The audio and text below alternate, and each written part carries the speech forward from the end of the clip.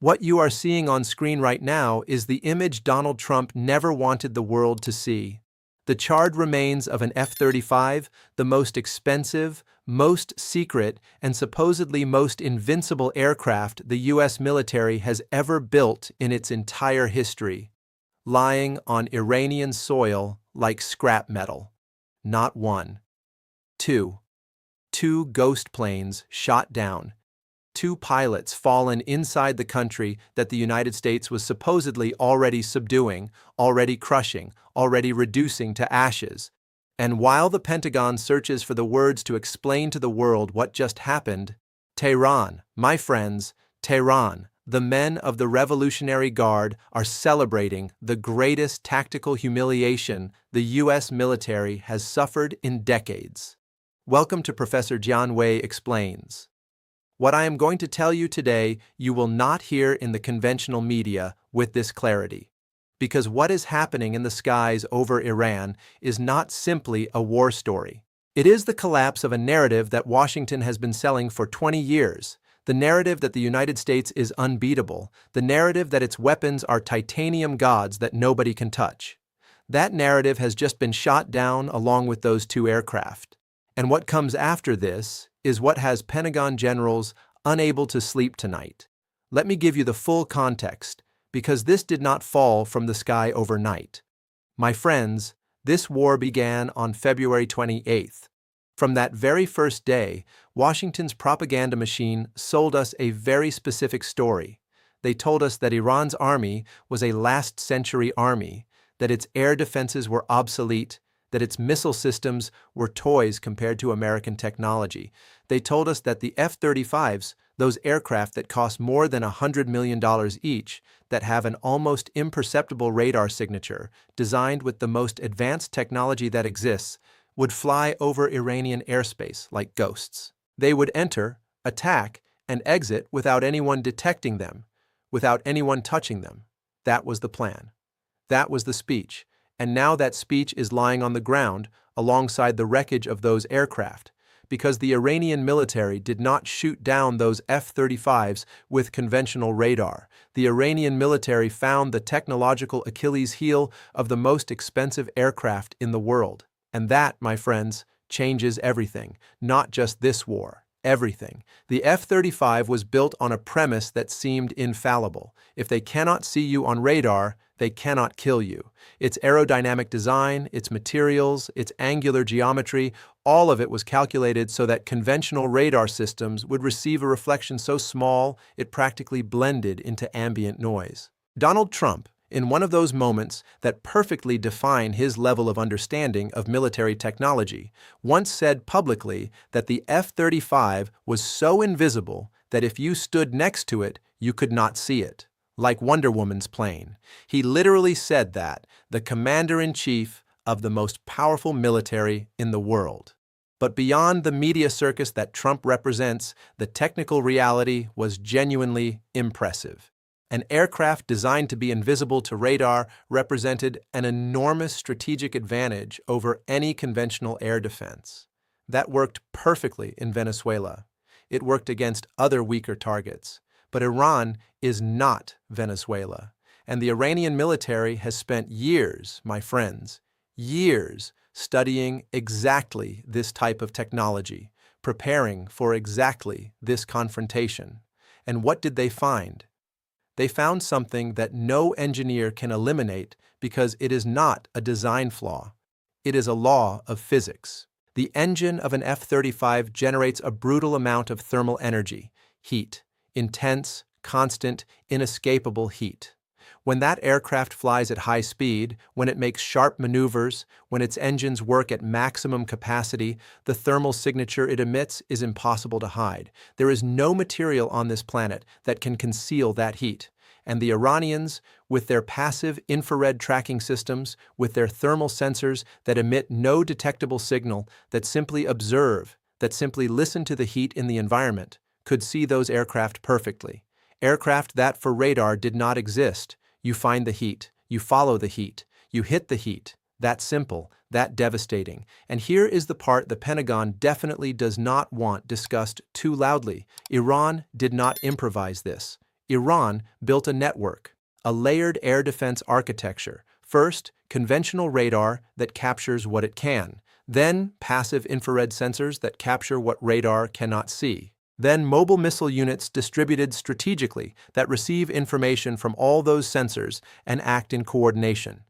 If one system fails, the next takes over. If radar cannot see you, the thermal sensor can. If the thermal sensor has a difficult angle, there is another sensor in another position.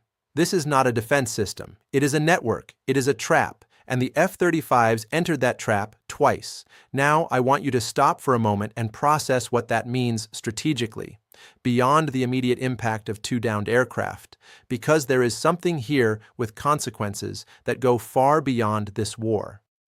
If Iran managed to capture the thermal and electromagnetic signature of the F-35, that data has a strategic value that is beyond price, not just for Iran, for Russia, for China, for any power that at some point might face American aircraft.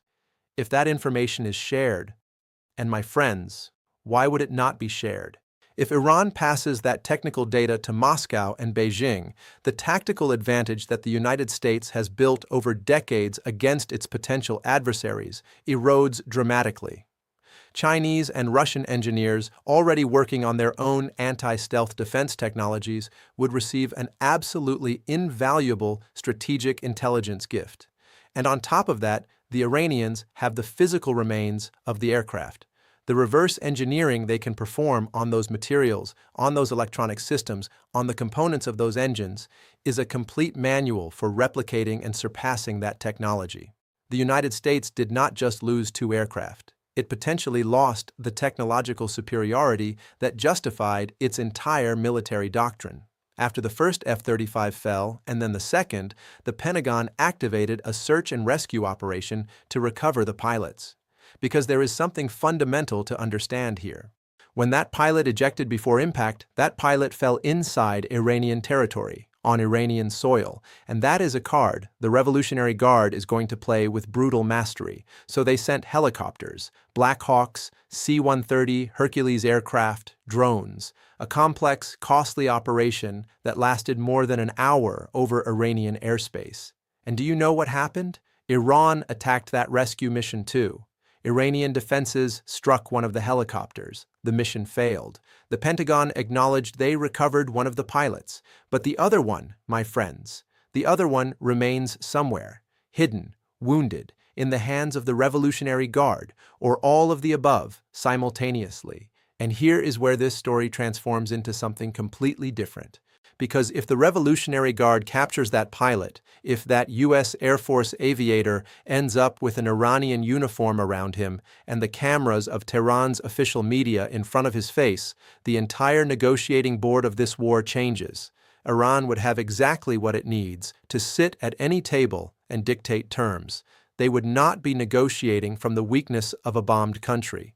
They would be negotiating with a trump card in hand, a trump card that represents the most visible possible humiliation for Trump, for the Pentagon, for the entire narrative of American military superiority. The last time Iran held American hostages was 1979. 444 people detained at the embassy for almost 400 days. And in the end, they released them, yes, but controlling the process, controlling the timing, controlling the entire narrative. Now imagine that with a pilot from the most advanced aircraft in the world. Imagine the negotiating power that gives the new Iranian leadership at this critical moment. Because here, we need to discuss a context that not everyone is connecting correctly. Since Iran's supreme leadership changed earlier this year, since Mojtaba Khamenei consolidated his position at the head of the religious structure with the direct support of Revolutionary Guard commanders, the Iranian military operates with a different logic. There is no longer the same tension between the political leadership that wanted to negotiate and the military that wanted to fight. Now the guardians of the revolution have an influence over war decisions they previously had to contest. And those generals, those commanders who have spent their entire careers preparing for exactly this confrontation, do not want to negotiate from weakness. They want to negotiate from strength. They want to accumulate tactical victories. They want cards. And 2 downed F-35s, plus a possibly captured pilot, are exactly the cards they were looking for. Meanwhile, in Washington, the internal situation at the Pentagon is an image that speaks for itself about the level of crisis. Defense Secretary Hegseth, the man who until not long ago was a morning show host on Fox News and who now holds in his hands the life and death decisions of American soldiers, just fired one more of the highest-ranking and most experienced generals in the military. With this one, that is over a dozen senior commanding generals removed from their positions since this conflict began. Their offense: not submitting to Hegseth's and Trump's decisions, not applauding strategies that professional military officers consider a disaster, not staying quiet when they see the war going badly. Generals who lived through the Iraq War, the Afghanistan War, who have decades of experience in real conflicts, being replaced by people whose primary merit is political loyalty. And the result of those decisions is what we are watching in the skies over Iran: $200 million ghosts lying in the desert, a rescue mission attacked, a pilot unlocated. Because here, the question nobody wants to answer clearly is the United States winning this war? And the honest answer, the answer that the numbers and facts themselves give, is no. Not in the way victory was defined at the outset.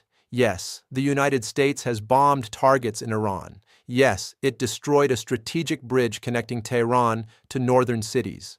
Yes, it has struck military installations, infrastructure, Revolutionary Guard positions. All of that is real. But at the same time, 2 F-35s are shot down, the rescue mission is attacked, the Revolutionary Guard controls the Strait of Hormuz, that geographic point through which 20% of the planet's oil passes, and opens it only for whoever it suits, demonstrating with every ship that passes who truly holds power over that energy corridor. At the same time, oil prices rise, fertilizers rise, food prices rise, and that economic pressure is not felt only in the Middle East. It is felt by all of us, felt by the citizen who goes to the supermarket and sees prices that will not stop rising. That is Iran's strategy: not winning militarily in open field, where nobody can compete with the Pentagon's budget. The strategy is attrition. The strategy is turning this war into a wound that will not stop bleeding, accumulating small tactical victories that, accumulated, become an enormous political message. Shooting down an F-35 that was supposed to be invincible, capturing a pilot who can become a trump card, controlling the strait, elevating oil prices, pressuring the global economy, making the political cost of continuing this war for Trump higher with every passing day. That is the logic. And right now, my friends, that logic is working. The war began on February 28th. We are in the first days of April. More than a month of active conflict, and what we see is not an imminent resolution. What we see is a war that extends, that deepens, that escalates toward dimensions that no analyst wanted to admit as possible when all of this started.